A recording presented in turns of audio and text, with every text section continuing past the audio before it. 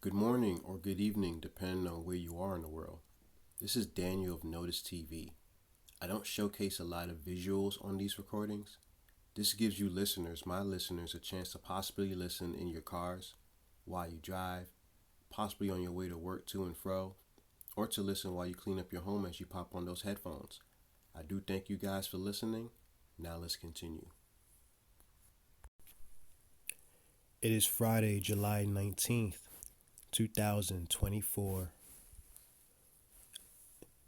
I'm re recording a dream that I had about a few weeks back. The reason why I'm re recording it is because I listened back to the recording, the initial recording, and it doesn't sound too well. It sounds like I'm tired, of course. Of course, when I dream and I remember it, I wake up and then I start recording and I just sound tired. I'm yawning and all this other stuff. But I'm going to re record it now and tell you maybe my interpretation of it or something. And I don't know. We'll see. But basically, in this dream, it's me, my wife in this dream, a kid of mine. I don't recognize this kid, but I do know.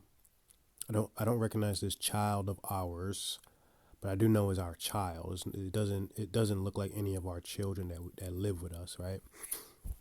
And one of my brothers are in this dream as well. So it's me and my wife, a kid of ours who I don't recognize, and one of my brothers, right? So we go on this vacation. We go overseas somewhere. Somewhere I don't know how to explain it or describe it, but it's somewhere where we need not to be, really. But we went on this vacation. We go over there. We thinking we're gonna go over there and have so much fun and go to the beach and all this other stuff. But as soon as we land, and as soon as we get into the city gets attacked. Right, this city is in rubble. The streets are in turmoil. I should say streets are in. We're hearing gunshots. There's bullets flying past us. As soon as we touch the street, we're driving. As soon as we touch the city, war in the streets, man. We talking about buildings being destroyed, the road being destroyed. People are running, right? So that's when we got out the car and started to run ourselves, like we trying to hide. Come to find out, there are robots, some robots in the streets, attacking everybody, trying to kill everybody who's out there in this city, right? So me and my wife, I'm sorry, me and the brother of mine, we wound up splitting up from my wife and my child. We wound up splitting up for some reason. I guess it was just too much chaos. We wound up splitting up. So me and my brother just ran to I don't know, one of the broken buildings, inside one of the broken buildings, and we're trying, like I said, we're trying to dodge these bullets. It's a mess. People are running everywhere. We got roofs caving in, stuff like that. But we wound up running inside one of the broken buildings to gain some sort of cover. I would say we got robots in the street trying to kill everybody. And they are killing people, right? So as we're laid up in this. Me and my brother, we're laid up in one of these buildings. I called my wife and told her, "Yo, meet me back at the car. Meet us back at the car so we could, you know, start it up and go, right?" And she confirmed, like, "Yes, let's meet up back at the car." So I hung up the phone. These robots start coming inside the home that we was in, the building, I should say. They want to come inside the building, and bullets flying. So that's when me and my brother started to run towards the door of one of these buildings, right? Well, there was no door now, you know what I'm saying? There was just no door. It was all broken, but we wound up running towards the door area, and one of the robots put up this metal this flat metal shield or whatever it was in the door path, in the doorway that we were supposed to exit out of. Right, so we couldn't even exit out, and behind us is another robot about to shoot us and kill us. So that's when I push that metal shield that's covering the door, right? I push that metal shield, right? I'm trying to push it or push it out the way so we could leave. But then my arm started to burn, like whatever this metal shield was. It was like a hot iron, basically hot iron, and it burned my whole forearm. Right? This is how advanced these robots are. I don't know what's going on. They running through the streets with guns and hot iron shields or whatnot. So I burned my hand on this shield. I wound up kind of like I'm in pain right now, but I didn't allow the pain to stop me from running. Like me and my brothers, we running. We ran to the next building, right? Because we can now. We can run to the next building because everything is all destroyed. We ran to the next building, and finally, we ran back out into the streets. We got back out into the streets where everybody else was running, right? So we running, and we finally got to this building, right? This building, and let me describe this building. It reminds me of a consulate. If anybody doesn't know what a consulate is, it's like a place where you go where, let's say out of towners or whatever, or I would say if I'm an American, right, and I go overseas, there's usually an American consulate or consulate place that you go to for Americans or whatnot, right? Um, just it's like a building. I don't know, but anyway, I'm gonna call it a consulate, whatever, consulate. So we get to this building, consulate place, and we get inside this building. Like we open the doors, get inside the building. We're off the streets now. We get inside the building. We close the door behind us. So we get there, we get inside, and we see a lot of people inside. People is like there's like a area where a lot of people are sitting down. It's a lot of Americans. I can't even say if they're all Americans. There's like a bunch of different people there, right? So we get inside this consulate. I'm still in the front door corridor area. I look to the right. I see my wife and my kid sitting down in one of those seats, it's like an auditorium type seat, right? Type seats, I should say. And I see my wife and my son, my kid, I should say, but it is a son, it is a boy, sitting down, just sitting down. And me and my brother, we walk up to the middle part of the consulate, and in the middle part of the consulate there's this one guy sitting in a chair, right?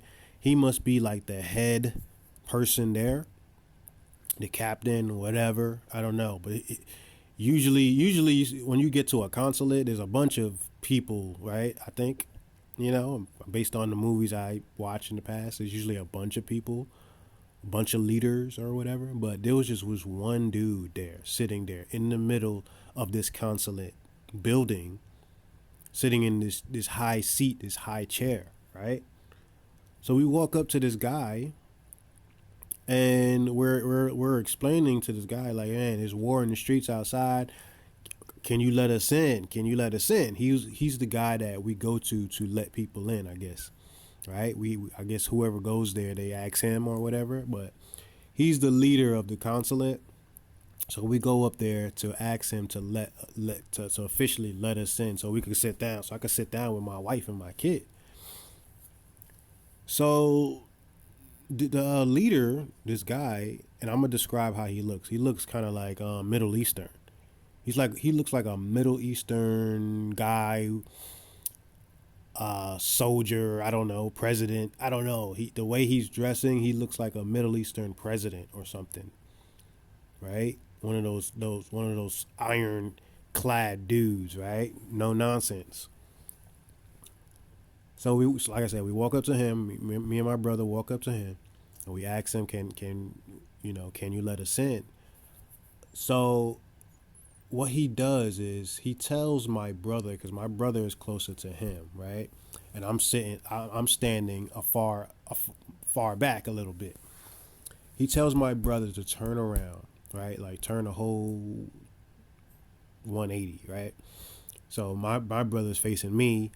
I'm facing the consulate leader dude, right? And all of a sudden, this consulate leader dude, he pulls out a gun and points it to the back of the head of my brother, right?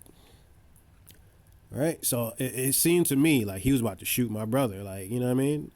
So immediately I was like, no, no, no, hold on, what's going on, what's going on? Like I was trying to stop him from doing what he was about to do next or whatever he was about to do.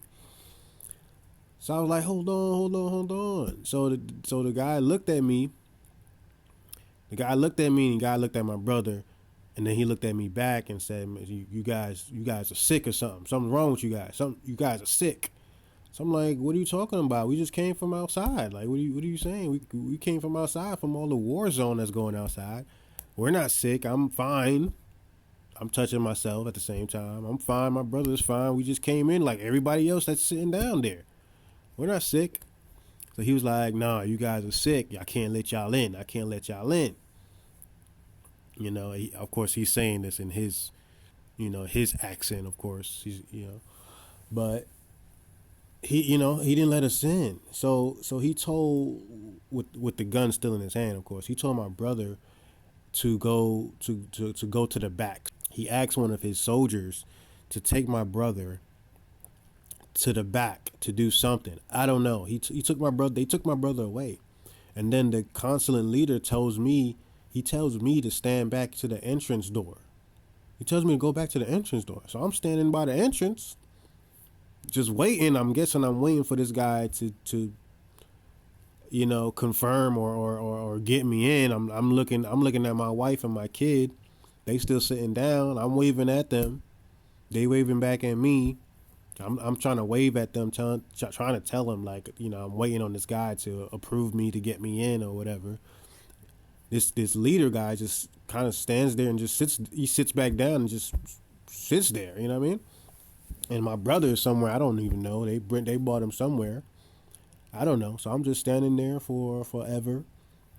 Not forever, but it felt like forever because I'm seeing people come inside the consulate. There's people coming inside now. The door's opening behind me, and the people are coming inside. I'm seeing people in beach clothes, and they're getting in. They're going in to the. He's letting them pass. The consulate leader is letting these people pass. People with beach clothes and shorts, and they're showing their bodies and stuff, bikinis and stuff like that. He's letting them in.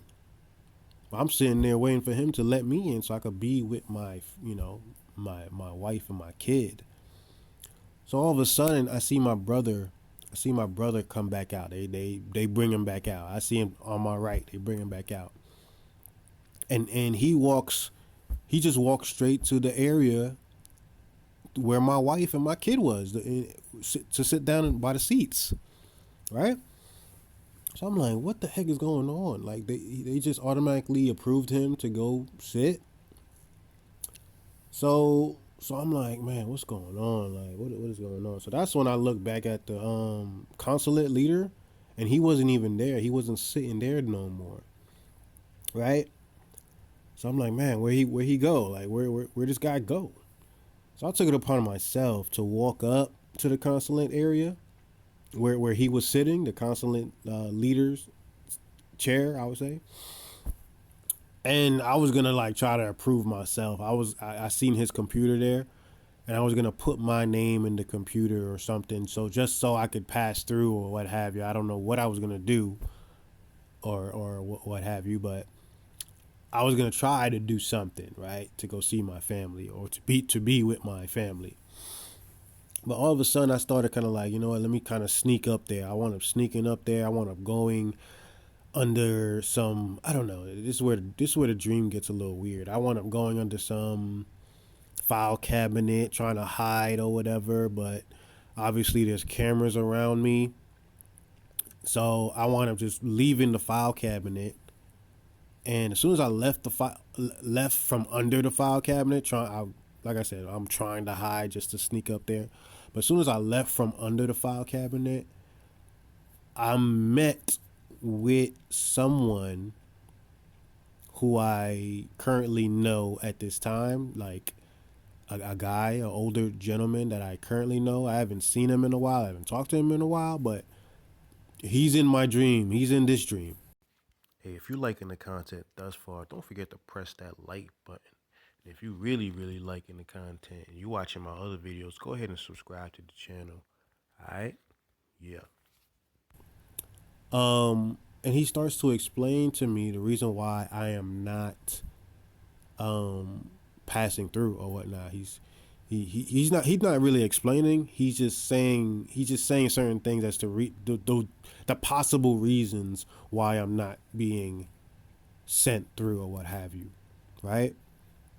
Or pushed through or what have you, right? So he's just throwing stuff out there like, oh well, maybe you got to do this, and maybe you don't have jewelry on, or you have a certain jewelry on, or you have certain. It's maybe it's the cross you're wearing, or not, or something like. He start kind of like drawing straws or something. I don't know. But the one thing I notice of this gentleman that I know today, of course, is that he has a tattoo. He has a tattoo on his hand, right? And I remember him telling me, this is real world now I'm talking, right? I remember him telling me that when he got this mark on his hand, it was the reason why he got this tattoo mark, because it's the only tattoo he has. He got this tattoo because it was a way for him to get inside the United States, right? The country, right? So that got me to thinking. Now the dream had ended. I didn't ever pass through, right? Um, to be with my family, of course. But now it just got me to thinking as to what this dream means, right? At first, like I said, this is my interpretation. At first, I thought that Jesus, that dude, that guy that was sitting, the consulate leader, I thought that was Jesus or God himself, right? Judging us to get into heaven, right? To get in, I guess my wife and my kid got in, right? Got into heaven, right? And my brother, obviously, he got in eventually, right? Like I said, initially I thought that leader guy, that consulate leader, was God, because, like I said, he was the only person there. He was that one guy there. There was no one else around him. No one else judging. Usually you have a bunch of people or a bunch of judges. He was the only judge. So he let my wife and my kid and my brother in. He didn't let me in. Obviously, something was wrong with me. He said I was sick. Um, but it got me to thinking, and I believe someone helped me. Someone helped me understand this. They put this in my head as a revelation of what this dream meant, right? I truly believe that this dream meant something different. It meant that this consulate leader was possibly Satan himself, right? And let me explain. I'm not conforming, you know, as any follower of Christ shouldn't be doing, right? They shouldn't be conforming to the world. Now, obviously, it seems like the people that are being passed through in this dream are conforming to the world, right? I mean, I hate to say it, I hate to say it, but my wife and my family are not on fire for the Lord as I am. They are not on fire for the Lord, for Jesus Christ, as much as I am. That's just plain facts right now. I'm on fire for God. Literally, I talk about God every day. He runs through my mind. I'm carrying my cross, trying to die to my flesh. each and every day. I love my Jesus. I love my God. I'm on fire for the Lord. So with this dream, and like I said, this is my interpretation. It could mean something different. I'm not saying this is fact. But what the dream is telling me is that I'm not conforming to this world. So it's not very easy for me to be let in certain sects or communities of this world, right? Even though a part of me is, the Bible, the dream is showing that I'm trying to be with my family, obviously, but it's telling me that I'm so sick or sinless or righteous. I should say I am so righteous that I don't even belong here. I look sick. Obviously, I look sick because I preach for righteousness, right? And this is not me trying to be holier than thou, right? I can never be holier than thou. I make mistakes all the dang time, and I'm learning. Thank God for that.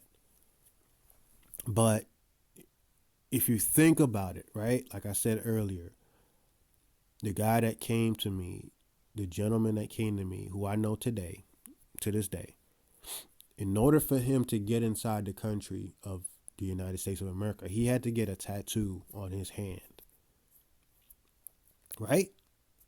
Now, what does that even sound? What does that even sound like? Does that not sound like the mark of the beast? That you have to get a certain whatever to get in, to get in or to do anything. This is real life. This is real life. He actually still to this day have this tattoo, and he told me exactly why he had to get this tattoo. Right? So I mean, I hate to say it. Like I said, my wife and my kids, my family are not on fire for the Lord like I am. I am carrying my cross. I would hope and pray that they do eventually get there. But at the end of the day, you gotta want it. You know what I'm saying? You gotta want to be on fire for the Lord. You gotta want God. You gotta love Him with your whole heart. He's the center of everything around you. So it's not, it may be easy for my family to conform to this world because of certain circumstances. I don't know, something they just a fear maybe, and it could be for anybody. It reminds me of the mark of the beast. It reminds me of the mark of the beast because if it comes to that point where you cannot buy anything, you cannot buy food without getting this mark or whatever, mark on your forehead, mark on your hand, whatever. If it comes to that, and you're a mother, right? And you need food for the children, and you can't stand to see your children die. You're in turmoil. You're in turmoil to see your family waste away. You're gonna have to take the mark, right? You're gonna take the mark. You're gonna swallow your pride or whatever you want to call it. You're gonna give up your faith for a piece of bread. You're gonna conform to this world. You're gonna conform to the people that are trying to control you. And that's my thing. We gotta be on fire for the Lord. That's the thing. That's the only way. That's the only way we gonna defeat this beast that wants to control us, to stop us from buying food because we need this mark or chip or whatever you want to call it, or cell phone or whatever you want to call it. We got to be on fire for the Lord, and to know that the Lord will get us out and feed us regardless, whatever, by any means necessary. If he's feeding the birds out there who don't even plant, what makes you think he can't feed you? We have to be on fire for the Lord. I pray to God that when the time comes, push comes to shove, my wife and my kids get be on fire for the Lord as much as I am. Like literally, I really don't care too much about these things in the world. Literally, I'm in the world. I have to navigate, of course. I have to do things, but I don't care too much about conforming. I don't care what people talk about me or how I look or whatever. I will wear some. That's for a next recording. My next recording, I'm gonna talk more about the reason why I don't care too much about the things of this world and what the people think about me. We'll talk about that later. But like I said, conforming to this world, we have to, like I said, we have to be on fire for the Lord to not, right? And I pray, like I said, I pray that all my family members, my blood relatives, whoever, are on fire for the Lord, and you know, you don't have to do what the leaders are telling you what to do. You have to be the part of the group, you know, especially if the leaders are preaching unrighteousness. If these leaders are preaching unrighteousness, then that's not of God. That's not of God. You follow God's teachings.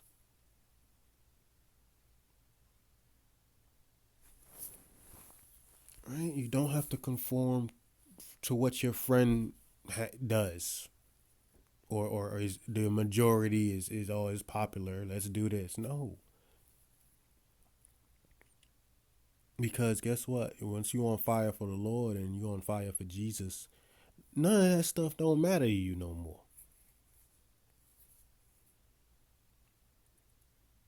So yes, I may be sick. I may look funny to these people out here sinning and doing unrighteousness and being wicked, all evildoers, all evildoers of, you know, nothing but iniquity in them. I may look different to them. I may look sick. I may get a gun pointed towards my head because I'm preaching nothing but righteousness. I'm gonna correct you. I'm gonna correct you. You ain't gonna like it. You may call it judging, and that's the funny thing. People, you correct them and they call it you judging them. I can't judge you. There's no way. Only God can judge. Only God is the judge, jury, and the executioner. He's the only one he's the only judge. I could all I could do is tell you what he don't like. All I could do is inform you that it is a sin. I'm not judging you. I'm just correcting you. I'm telling you what God don't like. Only God could judge you. Only God is your judge. At the end, once you die, once you pass on, that's when he's gonna judge you. Don't say nothing when I just told you. Don't come to me. Oh, you didn't tell me. I did. I told you. You know, do not conform to this world, man. Like I said, that's what I believe the dream was about, and um, just I don't know, but that's the dream, and that's the message. If you guys and girls made it this far, press that like button and don't forget to subscribe to the channel. If you're watching this on my Facebook page, take the time to subscribe to my YouTube page at Notice TV. That's all caps, NOTICE TV. I'll catch you later, and may God bless you.